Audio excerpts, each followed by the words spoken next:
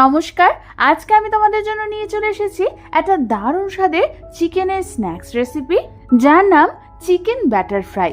এটা খেতে যেমন অপূর্ব, তেমনি বানিয়ে নেওয়াও কিন্তু খুব সহজ। তাহলে চলো রেসিপিটা শুরু করে ফেলি। আর আমি সুস্মিতা তোমাদেরকে আমার চ্যানেল ইয়ামিটস বাংলাতে স্বাগত জানাই। এই রেসিপিটার জন্য প্রথমেই আমি এখানে 500 গ্রাম মতো চিকেন নিয়ে নিয়েছি।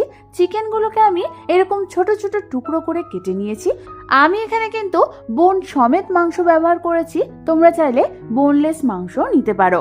এবার এর মধ্যে আমি প্রথমে দিয়ে দেব 2 চামচ পরিমাণ ভিনিগার, প্রায় 1 টেবিল চামচ পরিমাণ আদা রসুন কাঁচা লঙ্কা বাটা, 1 টেবিল চামচ পরিমাণ একদম মিহি করে কুচনো ধনেপাতা, স্বাদ অনুযায়ী নুন, আর দিয়ে দেব প্রায় 1/2 চামচ পরিমাণ গোলমরিচের গুঁড়ো। এবার আমাদের চিকেনটার সাথে সমস্ত কিছুকে ভালো মতো মিশাতে হবে। তোমরা দেখো আমাদের চিকেনটার সাথে সমস্ত কিছু ভালো মতো মিশানো হয়ে গেছে। ঠিক এই সময় আমি এর মধ্যে দিয়ে দেব স্বাদ অনুযায়ী চিনি। এই চিনিটা কিন্তু তোমরা প্রথমেই দিয়ে দিতে পারো। চিনি দিয়ে সমস্ত কিছু মিশিয়ে নিয়ে চিকেনটাকে আমি ম্যারিনেট হতে রেখে দেবো কমপক্ষে আধ ঘন্টার জন্য। এবার এটাকে সরিয়ে রেখে অন্যদিকে আমি ব্যাটারটা বানিয়ে নেব। তার জন্য একটা বোলের মধ্যে নিয়ে নিয়েছি মেজারমেন্ট কাপের 1 কাপ পরিমাণ ময়দা, আর নিয়ে নিয়েছি 6 টেবিল চামচ পরিমাণ কর্নফ্লাওয়ার, 1/2 চামচ পরিমাণ বেকিং পাউডার, 1/2 চামচ পরিমাণ বেকিং সোডা, আর দিয়ে দেব প্রায় 1 চামচ পরিমাণ নুন। এবার আমাদের প্রথমে সমস্ত ড্রাই ইনগ্রেডিয়েন্টস গুলোকে ভালো মতো মিশিয়ে নিতে হবে। ভালো মতো মেশানোর পর আমি এখানে নিয়ে নিয়েছি কিছুটা পরিমাণ ঠান্ডা জল। এবার এই ঠান্ডা জলটা এর মধ্যে দিয়ে আমাদের অল্প অল্প করে ভালো মতো মিশিয়ে এটার একটা স্মুথ ব্যাটার বানিয়ে নিতে হবে। এটা হলো একটা টিপস, এই ঠান্ডা জলটা দিয়ে যদি তোমরা ব্যাটারটা গোলো তাহলে কিন্তু তোমাদের ব্যাটার ফ্রাইটা ভাজবার পর খুব মুচমুচে হবে। তোমরা দেখো আমাদের স্মুথ ব্যাটার কিন্তু একদম রেডি হয়ে গেছে। এবার আমি এর মধ্যে দিয়ে দেবো প্রায় 2 টেবিল চামচ পরিমাণ মেল্টেড বাটার। বাটার দিয়েও আমাদের সমস্ত কিছুকে ভালো মতো নাড়াচাড়া করতে করতে ফেটিয়ে নিতে হবে। তোমরা দেখো আমাদের ব্যাটারের কনসিস্টেন্সিটা কিন্তু ঠিক এরকম হয়েছে, না খুব পাতলা আর না খুব ঘন। এই রকম কনসিস্টেন্সি হয়ে গেলেই ব্যাটারটাকে আমাদের রেস্ট হওয়ার জন্য রেখে দিতে হবে প্রায় 20 মিনিটের জন্য। প্রায় 20 মিনিট পর আমি এই ব্যাটারটার মধ্যে দিয়ে দেবো 1 চামচ পরিমাণ গোলমরিচের গুঁড়ো।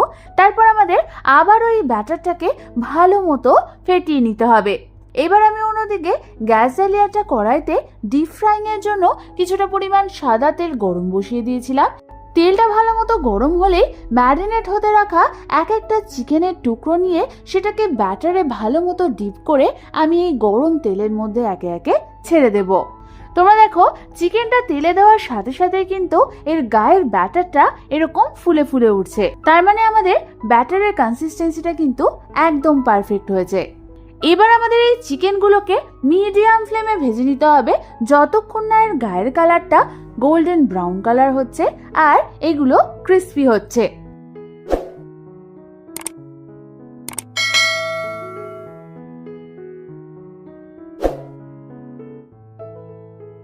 বেশ কিছুক্ষণ পর তোমরা দেখো আমাদের চিকেনটা কিন্তু গোল্ডেন ব্রাউন কালার হয়ে গেছে আর ক্রিস্পিও হয়ে গেছে। এবার আমি এগুলোকে তেল থেকে তুলে একটা অন্য পাত্রে নিয়ে নেব। এবার ঠিক একই পদ্ধতিতে বাকি চিকেনগুলোকেও আমাদের ভেজে নিতে হবে। তোমরা এখানে দেখবে তোমাদের ব্যাটারটা যদি একদম ঠিকঠাক তৈরি হয় তাহলে চিকেন ভাজবার পর চিকেনের গায়ের এই গ্লেজটা থাকবে। আমাদের একে একে সমস্ত চিকেনগুলো ভাজা হয়ে গেছে। এবার এই সবগুলোকেই আমি একটা অন্য পাত্রে নামিয়ে নেব। ব্যাস তৈরি হয়ে গেল আমাদের দারুণ স্বাদের মুচমুচে চিকেনের এই স্ন্যাক্সটা। এবার শুধু গরম গরম টমেটো কেচাপের সাথে সার্ভ করার অপেক্ষা। তাহলে আর দেরি না করে বাড়িতে যে কোনো একদিন এই দারুণ চিকেনের স্ন্যাক্সটা একবার নিশ্চয়ই বানিয়ে দেখো। আশা করি তোমাদের খুবই ভালো লাগবে। রেসিপিটা ভালো লেগে থাকলে একটা লাইক অবশ্যই করে দিও, আর আমার চ্যানেলটাকে সাবস্ক্রাইব করতে কিন্তু একদম ভুলো না। আজ তাহলে এই পর্যন্তই, আমি আবার চলে আসবো তোমাদের কাছে নতুন কোনো রেসিপি নিয়ে।